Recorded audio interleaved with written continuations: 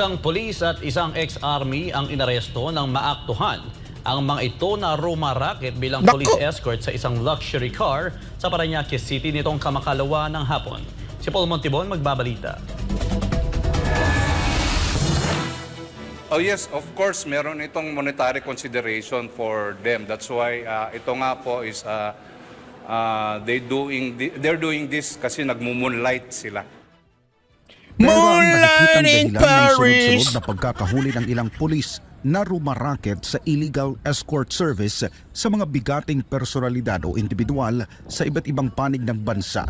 Nito lamang nakaraang araw, hindi nakaligtas sa galit ni Highway Patrol Group Chief Police Brigadier General J. Kumigad ang isang pulis at isang dating sundalo nang maaktuhan silang nag-escort sa hindi pa pinapangalanang individual.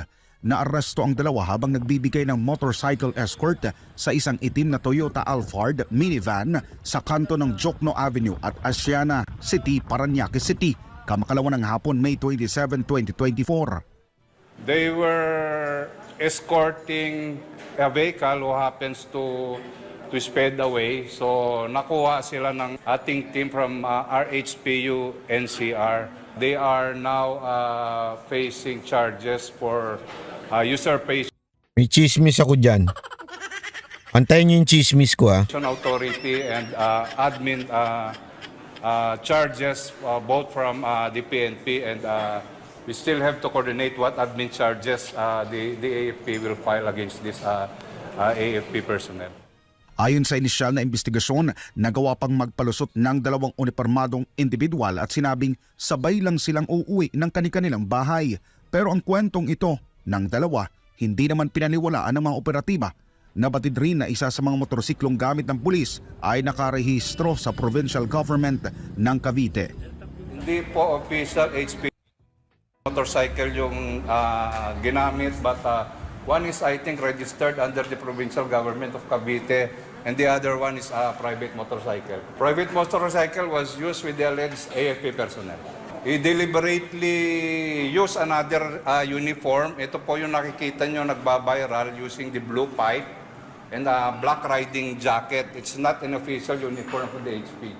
Para sa hepe ng pambansang pulisya, hindi niya ito katanggap-tanggap at kailangan itong imbestigahan agad. Alam mo kasi dati ang kaya nangyayari kasi we only look at the people. Walang command responsibility. Now we put command responsibility. Hindi lang po yung tao. Kasi hindi na mangyayari kung walang alam yung commander kung sino may pananagutan. Gusto namin may pananagutan. Kaya nga po yung nangyari dun sa SAF, you can see, pati yung battalion commander are being investigated. And makikita niyo po talagang... Yan ang tama. Tama ako doon naniniwala ako kasi importante yan alam ko kung saan yan. Gusto nyo ng chismis? Chismis lang naman to.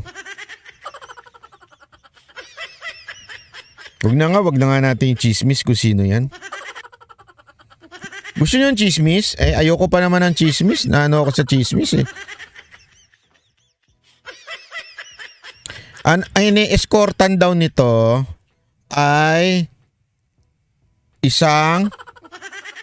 ayaw nyo akong pilitin. Justice will win. Kaugnay nito, agad na ipinag-utos ng PNP ang investigasyon kasama ng accounting sa mga tauhan nito para malaman kung sino-sino pa sa mga miyembro nito ang sangkot sa moonlighting at iba pang illegal na aktibidad. There's some moonlight in Paris. Sige na, chismis na. Balita ko isang senador daw ito yung kanyang ini-escort. Hindi si Bong Revilla kasi baka naisip nyo kagad Cavite, Bong Revilla. Hindi. Hindi si Bong Revilla. Okay?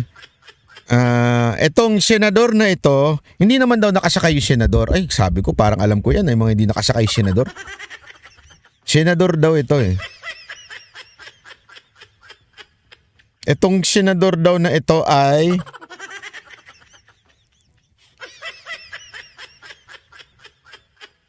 prominente ngayon ito Grabe naman to si Neo, ang bastos sabi niya, mga MDS pasok, meron daw chismis dito.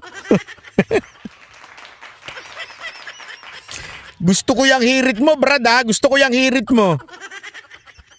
Oh, pasok na kayo dahil may chismis.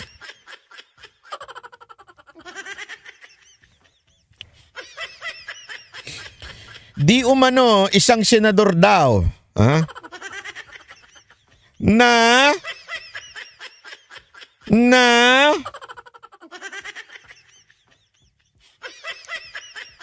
Dali, makamalaman yun nyo eh.